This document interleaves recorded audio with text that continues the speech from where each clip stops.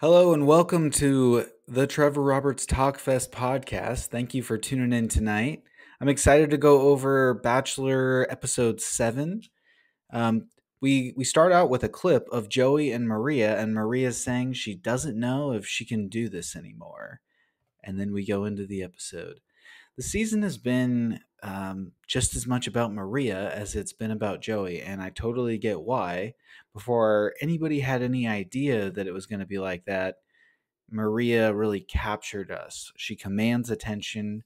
She has an amazing personality. They gave us a giant montage of her castle and family as we are going through the introduction of the women, and some of the women we barely got to meet at all. So you kind of could see it coming, but she really hasn't disappointed at all.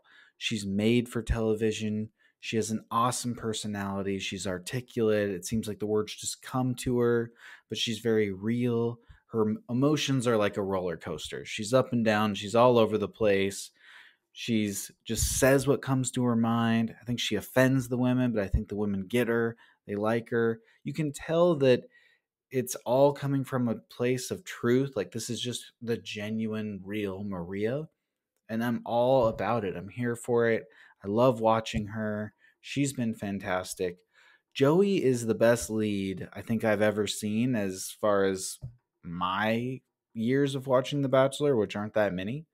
Um, I'm trying to think of who the first one I was. I think the first Bachelor I watched was Pete the Pilot.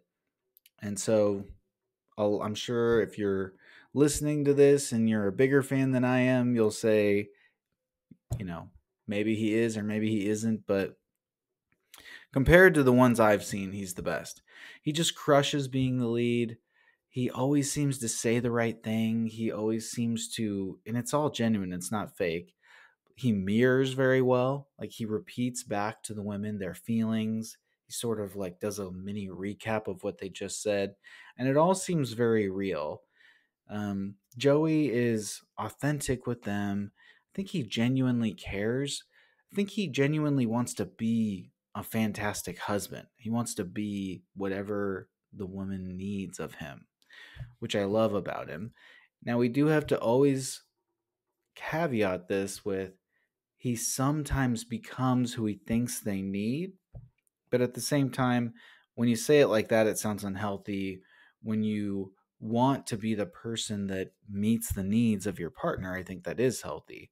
So it's just sort of that fine line of being there for your partner, but also being your real self. And it feels like as Joey's grown into being this lead role, he's actually been able to work on that part of himself. I'm sure that he's come a long way there. He hasn't mentioned that as much being the lead as he did last season on Charity's season of The Bachelorette. That is. So it's been fantastic to watch Joey. I remember when he was announced as the Bachelor, I wasn't so sure as the season started. I was like, okay, he's getting off to a good start. He is a little vanilla. He is a little hard to read. I don't always know what he's thinking. And in fact, I've heard that some people in Bachelor Nation don't think he's one of the better leads because um, yes, he's very popular, but he's not telling us who he really is, and that's they want to see more out of him. That's not my take at all. I think that sometimes you want to see more because it's like The Bachelor and we expect to get to know these people really well. But at the same time, like in real life, who you have to ask, who am I? Like if I was the lead and the cameras were following me around, I could appear to be very similar to Joey, where it's like I have a simple life, and he knows he's being filmed, so he may not want to give like these huge swings of how he feels about all these women. He may just kind of want to keep it pretty grounded, make a decision, and then move on with it. And that's a good segue into something I've noticed about Joey. The top 8 women I feel like he had a genuine connection with. And then this episode was the top 6. I don't think this was an easy decision for him to let two people go. I think he has strong feelings for these top four. Like it's going to be devastating for him to let the next one go. But I think he spends a ton of time brooding in his head and making this decision and going back and forth and probably walking down the path of what if I choose this one all the way to the end and maybe like marriage and kids and growing into old age. And then he goes back to the next one and starts and does the whole process again. And he tries to visualize what that could be like. And then when he gets up on the rose ceremony and he's going to hand out the rose, he doesn't say a lot. Now, what he does say is really buttoned up. He doesn't have extra fluff in there at all. He says, he comes to the final rose ceremony and he says, "It's not lost on me that I'm extremely lucky to be in this position.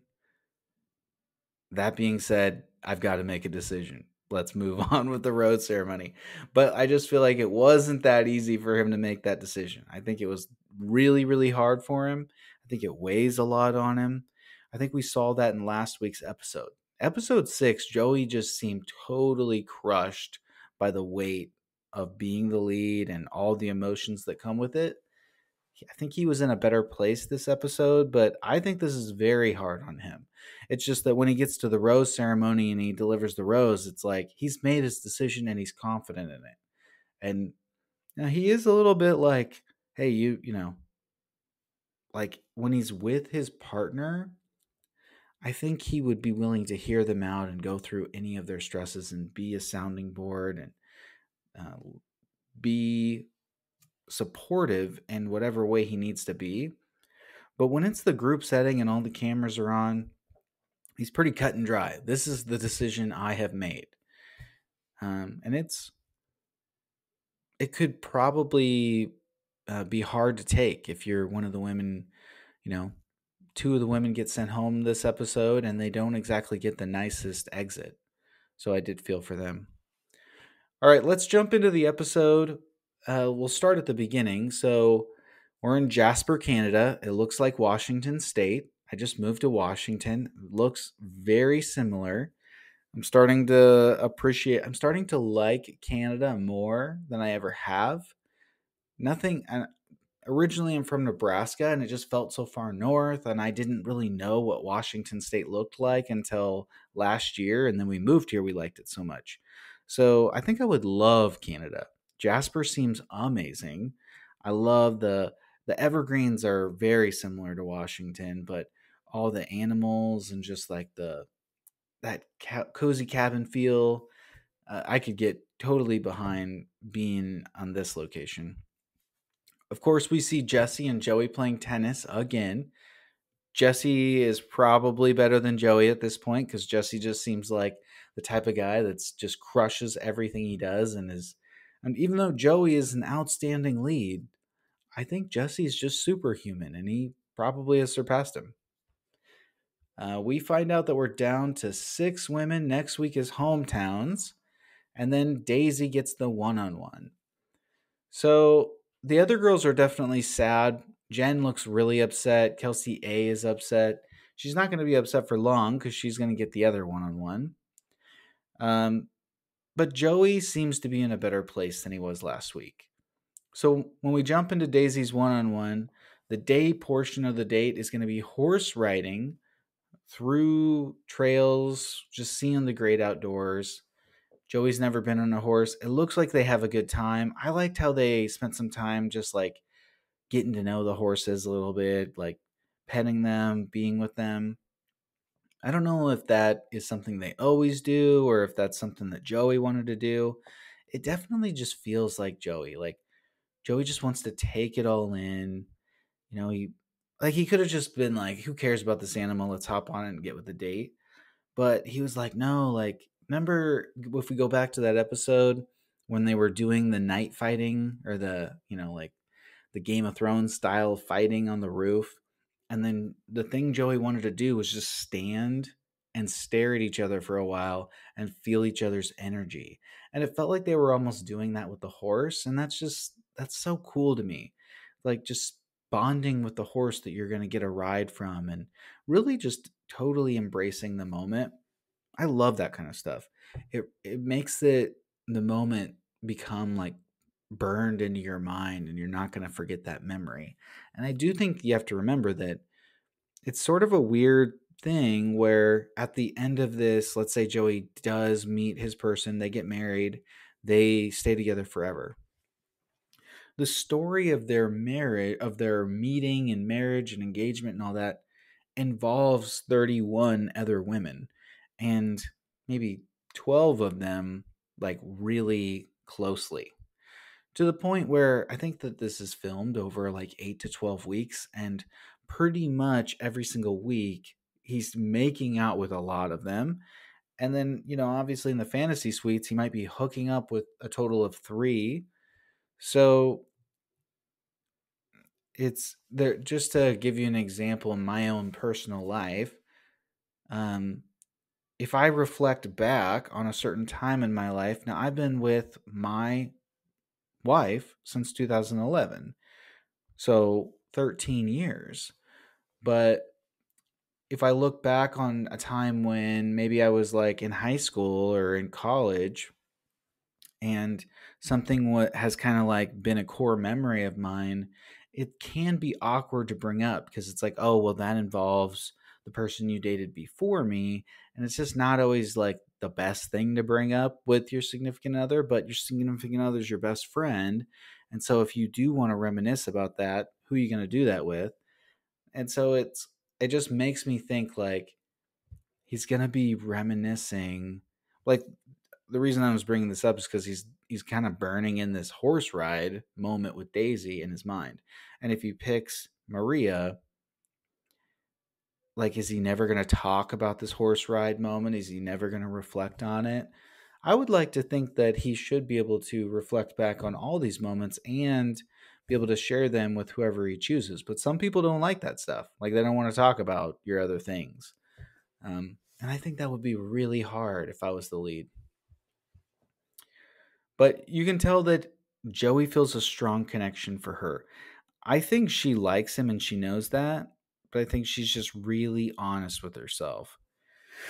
And I think she says she's not falling for him, and she doesn't want to tell him that she is if she's not, just to get the rose, which is really cool. Like, Daisy's just so genuine. She's so special. She's an amazing, amazing person. And she doesn't like, she wants to be everything above board. Reminds me of my wife so much. My wife doesn't fake anything. She's not going to break the rules. She's not going to bend the rules. She's just, everything is the right way, always choosing sort of the high road or the moral path. And Daisy reminds me of that. Um, which not all women would do. Like I was talking about in the earlier episodes, you have some women kind of knowing what cards to play in order to continue to progress. And then those women always, always inevitably end up going home because the reason they progressed had nothing to do with their connection with the lead. Now, on the one hand, they're trying to build a social media platform and they need to make it a few episodes in order to really do that. So I get it. But on the other hand, like, if you can make it with a genuine connection, even if you don't win and you get to the top 3, then you're going to like blow up. Whereas like when you really are just kind of faking your way and you get to episode 7 or 6, I'm sure you get some followers, but I don't think it's really like next level going to blow up sort of a thing. So they get in the hot tub, and they both talk about how they want an unconditional love, cannot live without the other person. We hear more about Daisy not being quite nervous, that she's not there yet. And then we cut to the night portion. It's date night in the cozy cabin. She says she's not in love with him. Joey looks very happy. He loves where they're currently at. And then he asks where she's at. Daisy talks about how the most important people in the world to her are her family. And then we really get some intense details about she had tubes in her stomach and she had a catheter. And, you know, to me, I'm just picturing someone that can't get out of bed that is fully needing assistance. And if that's the case, she might have been in like an assisted living home or in a hospital. Now, maybe she wasn't. She might have been at home. You can have a catheter and tubes in your stomach at home, but I'm pretty sure there was a period of time where she was in the hospital. This is not, I haven't researched this. This is pure speculation, but I think if it gets to that level, you're probably going to the hospital for a little bit. And whenever you're in the hospital and you've got a catheter and you've got tubes in your stomach, and I think she has Lyme disease. Lyme disease doesn't have a cure, and she was losing her hearing. So you got to think her family is probably thinking like, well, you're young and healthy otherwise, so we think you should be okay and be able to fight through this. But at the same time, like, hearing's going away and can't get out of bed and like needing assistance, that can take a bad turn at any moment, and it's just got to be crushing for the family. Obviously it's crushing for Daisy too, and so it's the most real situation out of everything so far. Kelsey A has a very real situation as well with her mom and their family dynamic. But this is something that is, I would say that it's like, I don't want to compare them, but they're different. And this one is like Daisy brings up, it's sickness and in health. And if you really think about it, it's definitely going to be whoever Daisy's partner is. This will always be a factor. It reminds me of the movie, I think it's called like Sex. Maybe it's called like, I don't know, Sex, Drugs, and Other Stuff or something. But it's got like Anne Hathaway and Jake Gyllenhaal, and she's sick. Like she's going to get progressively worse, and he is going to have to take care of her, and he thinks he's okay with that. And he's pursuing her and he's pursuing her, and she's like, look, you don't understand how sick I'm going to get. And then he ends up meeting someone who talks about, you know like, hey, I thought it was going to be okay, but then it progressively gets worse and worse, and you don't understand what it's really going to be like. And he ends up choosing to be with her anyway. And I think that Joey's the kind of guy that would choose to be with Daisy anyway. And in Daisy's situation, I don't know enough about Lyme disease, but my understanding is it might never come back. So it might not be a thing again. Maybe that there is medicine she can take to help suppress that. But it's just like devastating. I'm sure it's something that is a fear that you just never know. Like, okay, I have to choose somebody. And this is hard to talk about. I hope I'm not saying anything offensive. I'm just being my real thoughts about it. But I'm sure she's feeling that I have to pick somebody, in not just from the show, like in real life. She wants to be with someone, but she has to know with absolute certainty that if things got as like worst case scenario, are they gonna hold up the in sickness part of the marriage vow? Are they gonna stay with her? And like they get a heads up, like they get to be like, hey, this is a thing. You know, I don't even know like all the things that can come with it. So it's pretty heavy.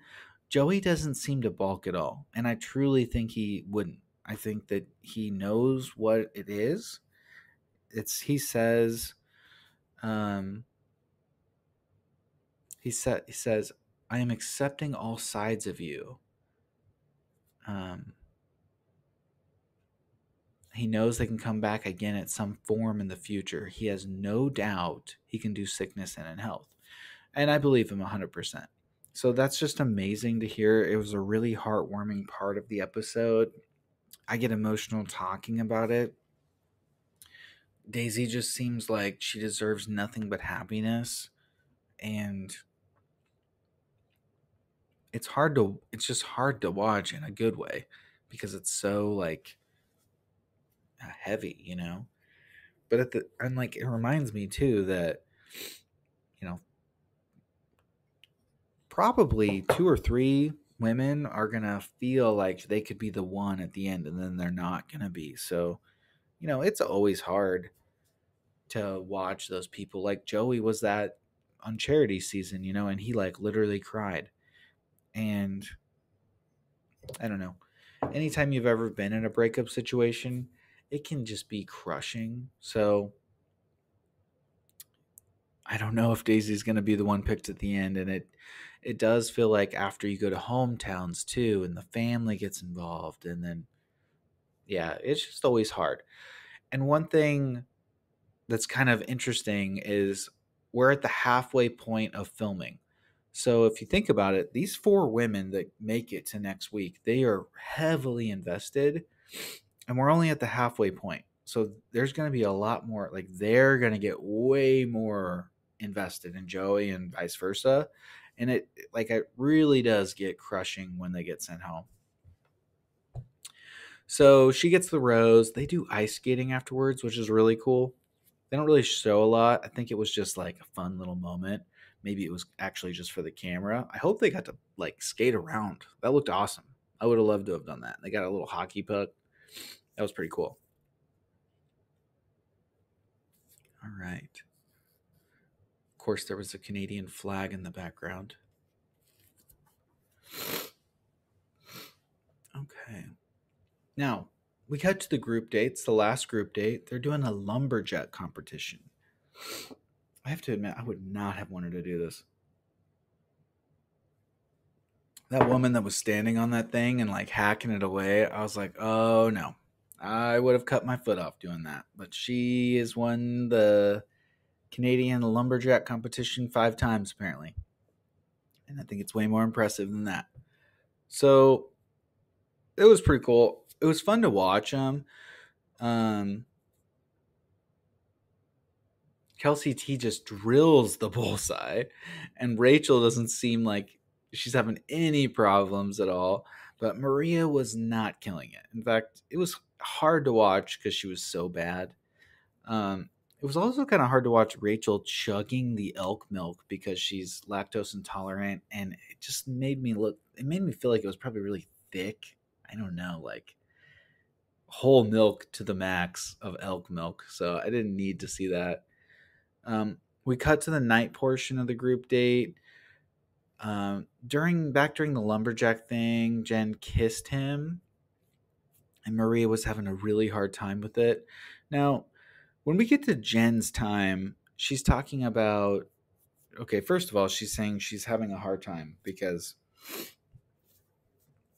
she's just like feeling insecure that he has connections with other women, and my only like complaint so far about this season is this whole situation with Jenn. So I'm totally shocked that she gets sent home. I thought for sure it was going to be Rachel.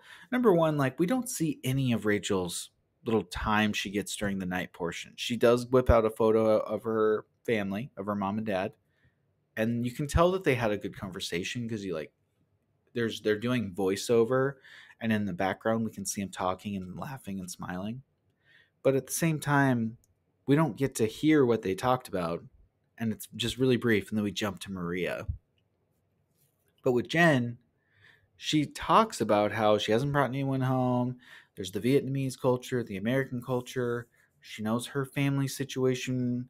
If it's a competition, is like it's going to be a little bit more awkward compared to some of the other ones. He says he'll do everything in his power to feel like he could be a part of her family.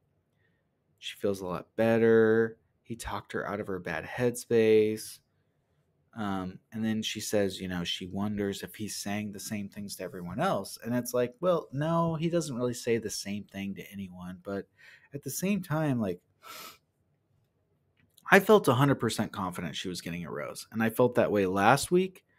I felt that coming into this week, it was going to be Rachel and Kelsey T going home. And so the fact that Jenn's going, like, I just can't believe Jenn's going home. Now, I do think she was going to go home eventually because I don't think she was going to be top two. And I don't even know who top two is going to be. Like, I feel like Kelsey A's got to be in there. And then it's Maria or Daisy. And I just don't have any idea where I'm going to go with that yet. But I think Jenn is a solid fourth for sure. Definitely deserves a hometown. And I just don't get it. Like, we don't get any reason. It seemed like he has the one on one early. It was a hit.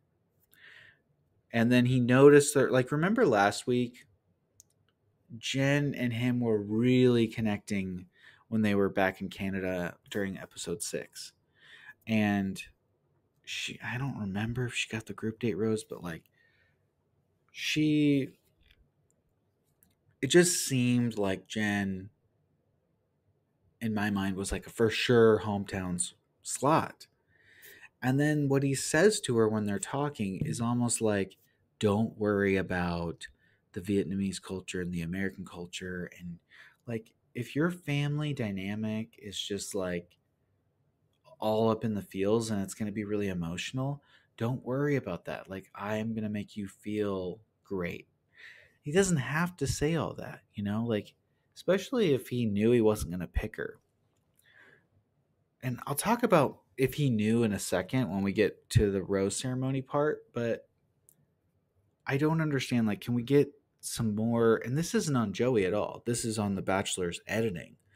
But can we get, like, in a one-on-one interview, like, why didn't he pick Jenn? Why didn't she make it? I get that not every girl that goes home is going to get that conversation. Like, we're not going to get that validation as the audience of why. But I do think with Jenn, they just made us feel like she was such a lock that we need to know why. There was nothing bad that ever happened.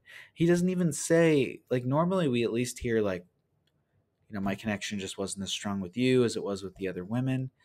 And I do not believe that his connection with Rachel is stronger than it is with Jenn, because it doesn't feel like it to me at all. It feels like Rachel's is strong. It feels like she deserves to be top 6 for sure. But it doesn't seem stronger than Jenn's at all. It just seems like he's way more excited around Jenn. He's happier with Jenn. It seems like Jenn stands out in the crowd. It seems like they had a great one-on-one. They keep referencing it. I think he's surprised by Jenn. He likes Jenn. I do not get it at all. I'm totally blown away by it. Now, again, I don't think she was going to win, but how do we not learn more about why it didn't work out? And then Jenn, she's obviously frustrated when she goes home. She says, like, I'm going to find my person, but then she kind of counters and says, but, hopefully that person is as great a guy as Joey. I think she's like remembering she's on camera there. But at the same time, she's mad. She's like, doesn't get why she's going home. And I kind of get it, because like there's been no, like, he didn't even walk her out. And I want to talk about more about that in a second too. Kelsey T, same thing, really. I didn't think it was quite, like, I knew she was going to go home, but at the same time, they had a lot of time together. They had a great one-on-one. She's talking about her dad due to the religion situation. Her heart feels full when she was with Joey. She seemed to like him a lot. I do think that with Kelsey T, it was a situation where she really fell for Joey and he enjoyed his time with her, but just not enough to make top 4. But I think that he will always have like a good relationship with her. And I don't think he wanted to hurt her by doing the hometowns, knowing that she probably wasn't like top 3 or top 2. I don't know. I'm just speculating, but I kind of saw that coming, even though they had a strong relationship. I mean, all 6 of them were. Again, we just briefly touched on Rachel's time, but we didn't see much. And then we get Maria. Maria, I don't know what to make of it, honestly. I'm a mega Maria fan. I hope that we get to see her. If she doesn't win, I hope she's the Bachelorette. If she's not the Bachelorette, I hope we see her on Paradise.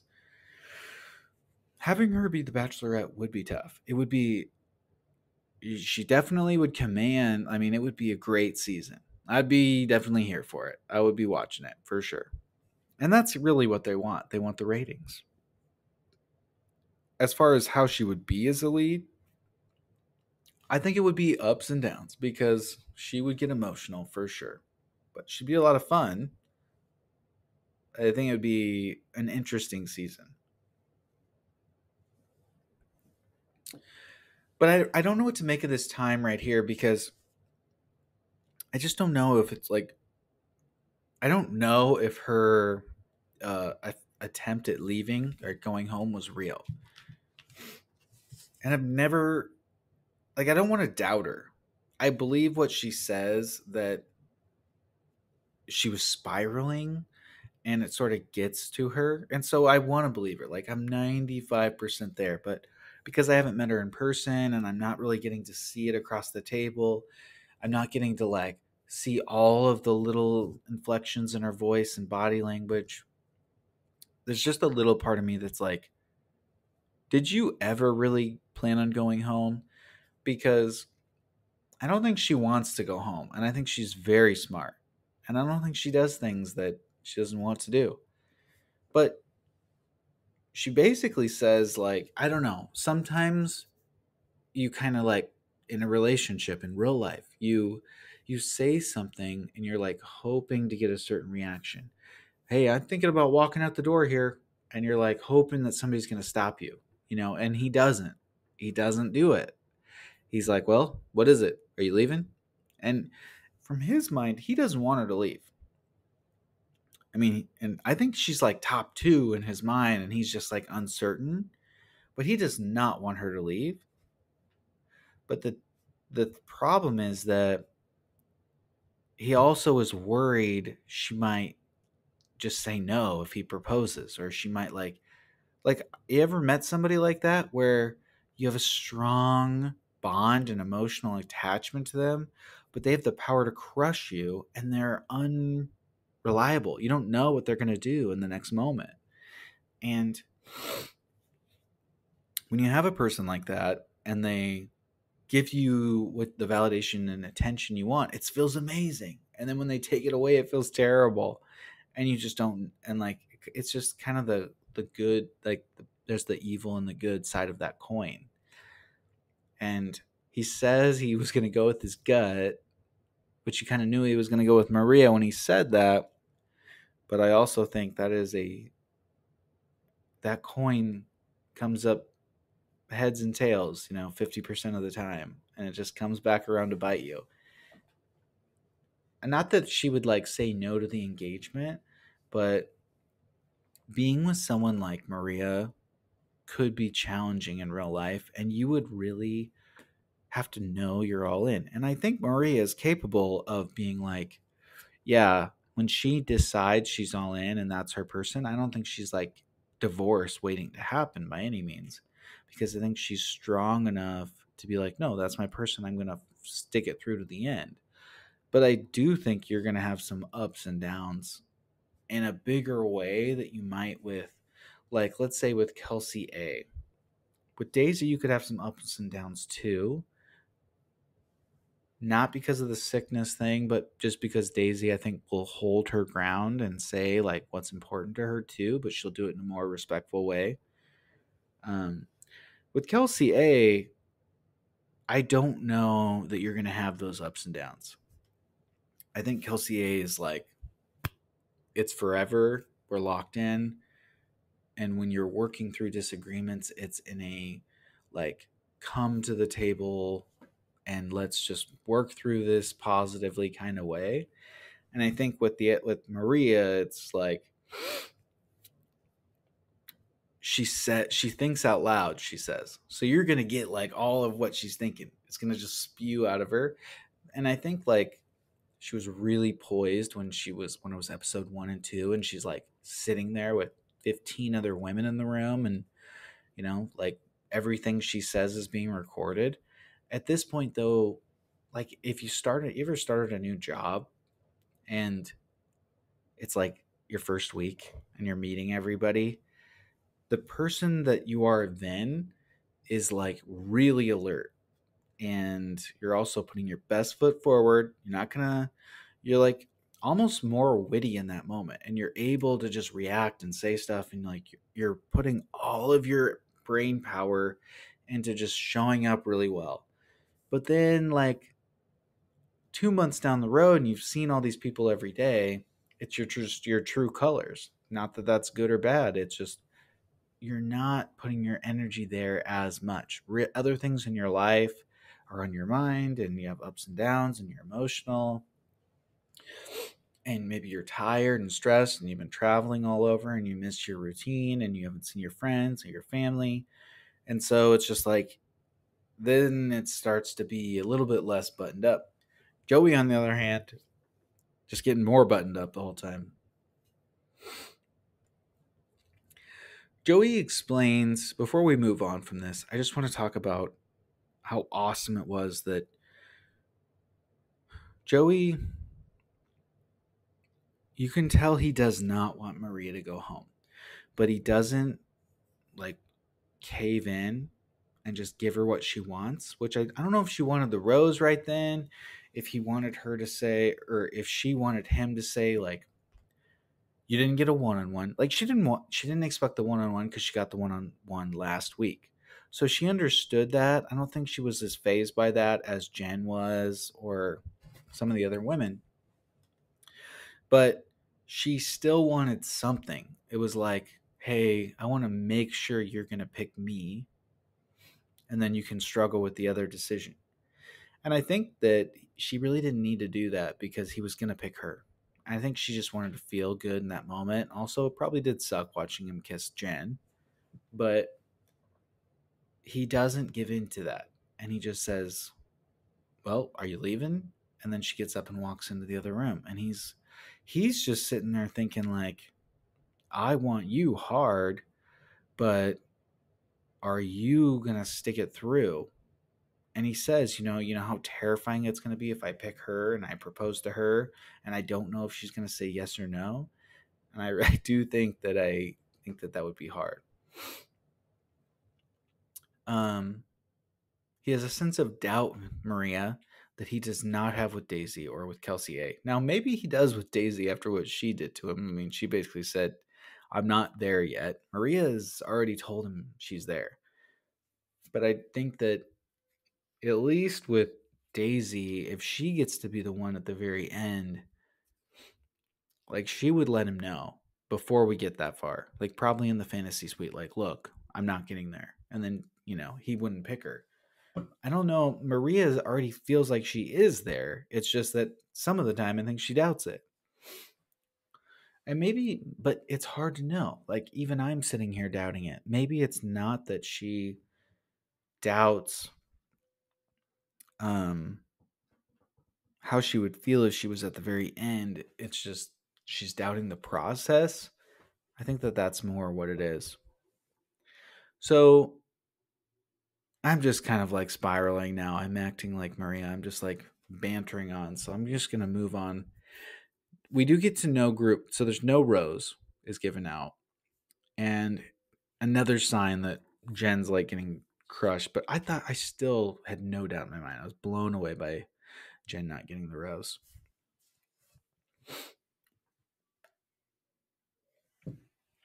All right. So let's go to Kelsey A's one-on-one date.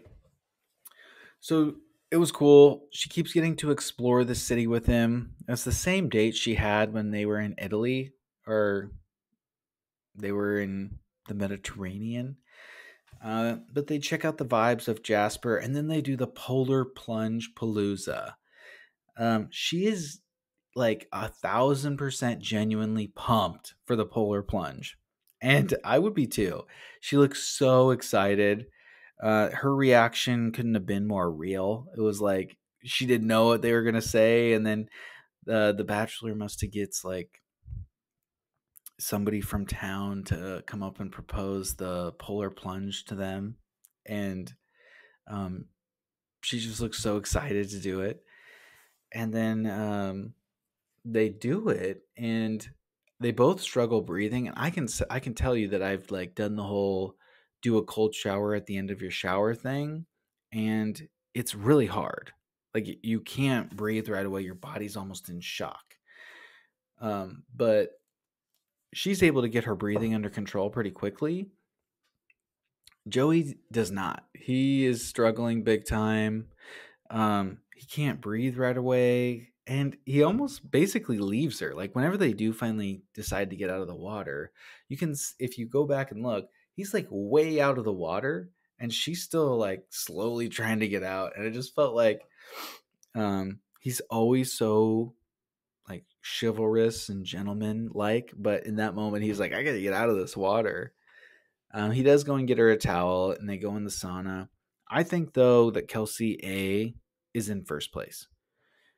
He just like, she doesn't do anything bad ever, and the vibe with her is 100% good all the time. They just had a one-on-one not that long ago, and he picked her again. It really just feels like he wants to be around her. Like he just, I don't know. In my mind, these one-on-ones, I think sometimes the lead uses these one-on-ones to get some more information and be like, all right, are you in or you out? And the risk with that is that if it was somebody that was on the fringe and then you pick them, you might be forced to like let someone go that you weren't ready to let go of later. But the good thing is that you like get more time with somebody that is like has potential, like Jenn. Like in my mind, he must have not known for sure about Jenn and Rachel, because I think he knew for sure about Daisy, and I think he knew for sure about Kelsey A. And I think he knew he wanted to be with Maria, and he just had that one-on-one with Maria last week that went so well. Like he was shocked when she was acting like this week. So, but I don't know. It's not fair to say about Rachel because we saw no sign of him not being all in. I just feel really strongly about that. So I want to say that she was on the borderline this week. And if you do a process of elimination, like Daisy and Kelsey A were not on the borderline. They were like for sure's. And then you know that Maria was going to go. The only reason there was doubt is because she was letting him know that she had doubts, but he was all in. So you know that those three were going to make it. So then you have to say the other three were fighting for one spot. And you know that he liked Kelsey T. There was nothing wrong there. I just think she didn't have a strong relationship as the other ones. And so it's really like I guess you could make the argument that Rachel, Jenn, and Kelsey T, two of those three should have got the one-on-ones in my mind, because then it's like, okay, let's say he just knew. In my mind, Rachel got the rose, so she's farther ahead than Kelsey T, right? And I think in my mind also, Jenn is a total shocker that she's going home, and we really don't get any reason for it. So it's sort of like those two he was on the fence about, and then Kelsey T just was going to go home no matter what. So why not take Rachel on the one-on-one and Jenn? I know it seems unfair and it might cause a lot of confusion in the house. Like Daisy and Kelsey A would be like, oh, I thought we were stronger than this. But at the same time, you're going to learn something. You're going to get a vibe. You're going to get some type of additional information. Maybe they both would have got to talk a lot about what their hometown would look like, and they would get to share some of their vulnerabilities, and he could see how he felt, but instead he just spends time with people that he was going to pick anyway. To me, I really feel strongly that if he could go back and do it again, he would have changed that a little bit. Like there's no way he wasn't going to pick Daisy or Kelsey A. So I don't know. My 2 cents there. Um, Kelsey A's night portion. She's on a high. She says she's just excited to be on the high with him. Her mom passed away. That's been really emotional. I cried again watching this.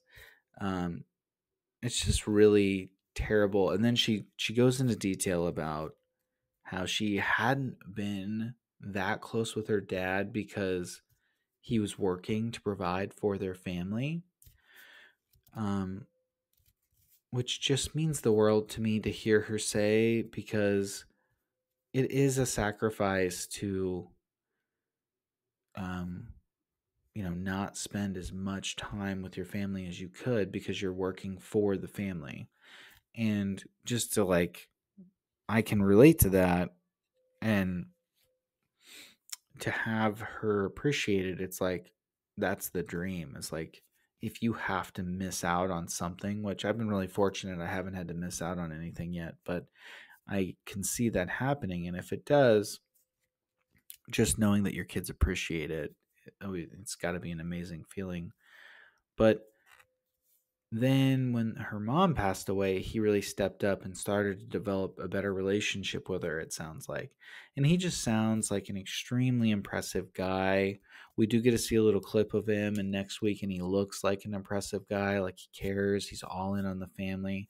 And she talks about how, can you imagine you just lost the love of your life, but you have to be strong because you're looking at 5 other people that are devastated too, and you are the one they're all coming to for support.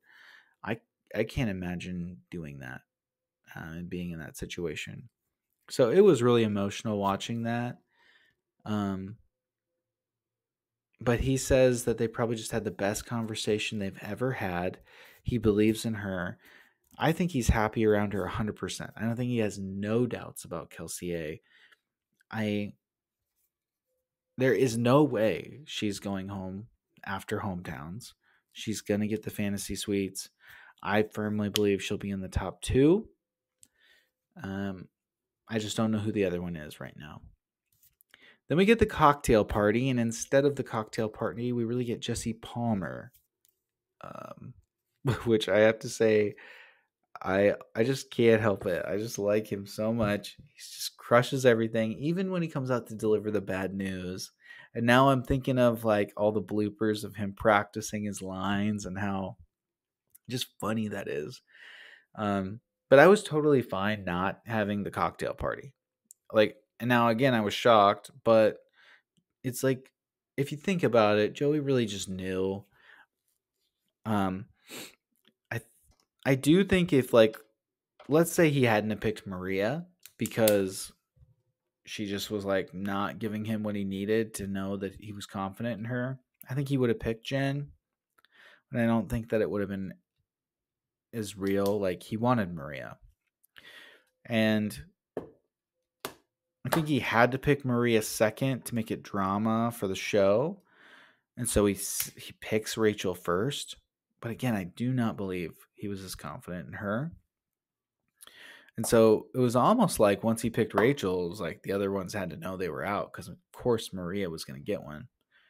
I'd be curious to know if that's the vibes that they all had on the show.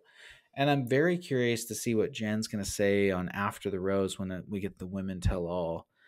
Or no, it's not After the Rose, but just the Women Tell All. Like, she has to know, she has to want to know more.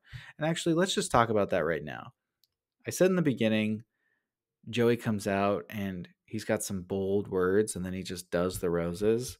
I definitely think he spent a lot of time thinking about it, but we do see Kelsey T leave. She says bye to him in a really nice way. Jenn leaves, and it looked like he wanted more from the hug goodbye, or he wanted to walk her out or something. Like, he was not really quite ready, and she just like drops the hug and leaves. And you can tell she's mad. And it was almost like all week, it was like she doesn't get the one-on-one. And she looks devastated, but then she doesn't get the first one. And then when the group date is read and she hears her name at the end, she's mad. And then she's like, gets up and walks out of the room. And then on the group date, he reassures her. And he didn't have to say all the stuff that he said. And then he doesn't really do like a nice goodbye when she leaves. And she seems very upset.